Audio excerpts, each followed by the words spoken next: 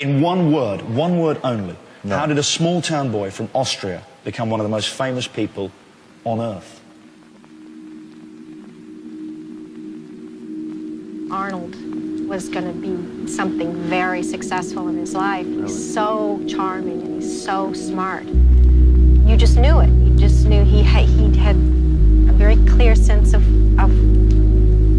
how to apply himself. Really a most unique human being. He came from a very, very humble origin. He has, again, emerged as one of the leading celebrity figures in the world.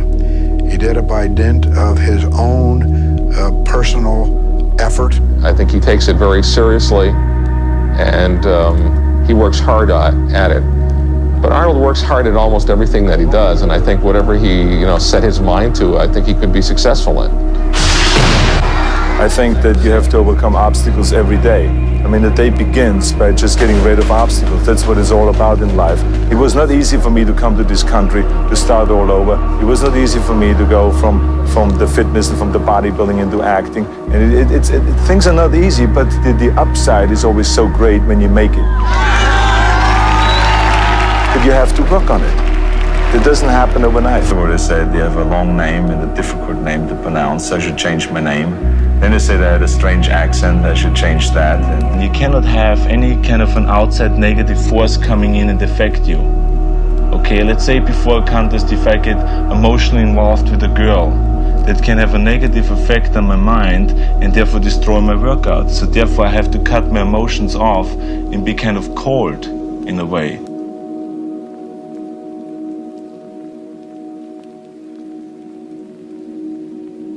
Growing up, you had no plumbing.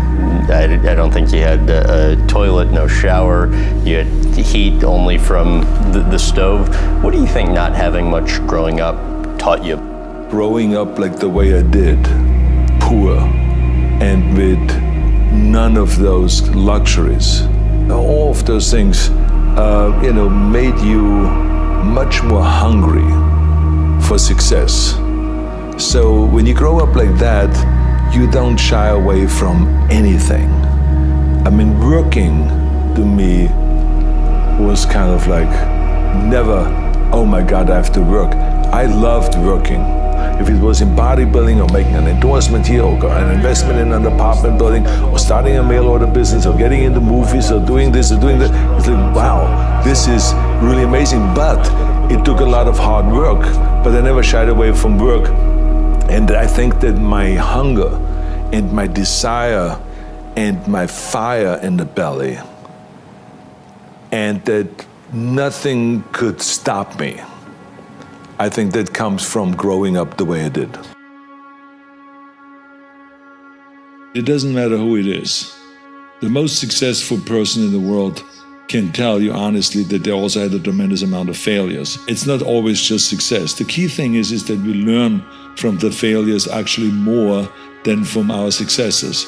It doesn't matter if you talk about the best basketball player. I remember Michael Jordan one time said in an interview that he missed 9,000 shots. Here he was one of the greatest, if not the greatest basketball player in the world. So yes, you miss. Everyone has failures. So the key thing is that you learn from these failures and you move on. I had my failures in bodybuilding. I lost bodybuilding competitions.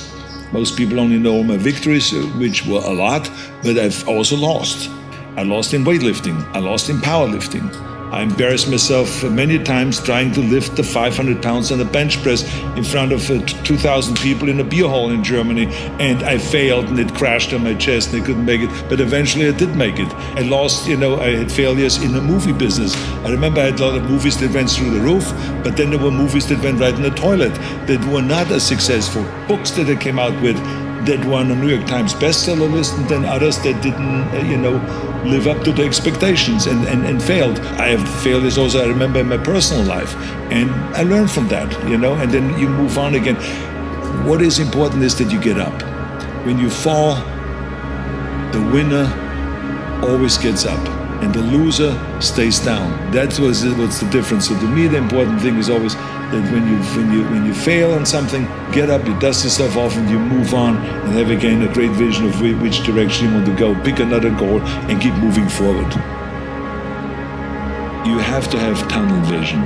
And you got to have blinders on and not to see anything that is on the left and on the right side, and just really focus. And what they call in golf and in tennis and all these ball sports, keep your eye on the ball.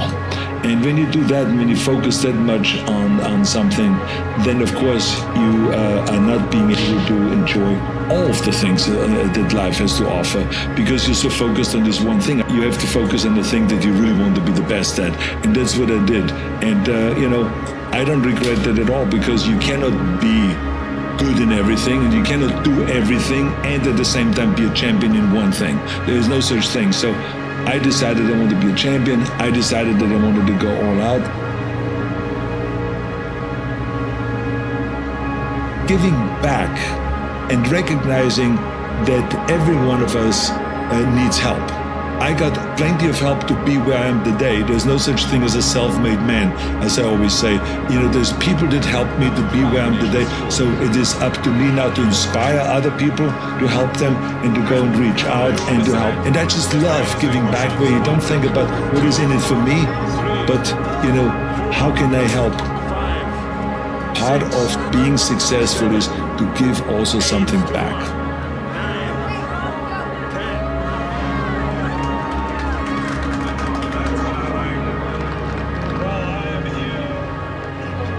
The more you create resistance to the person, the stronger that person gets. And the stronger your character gets, and the more you can endure.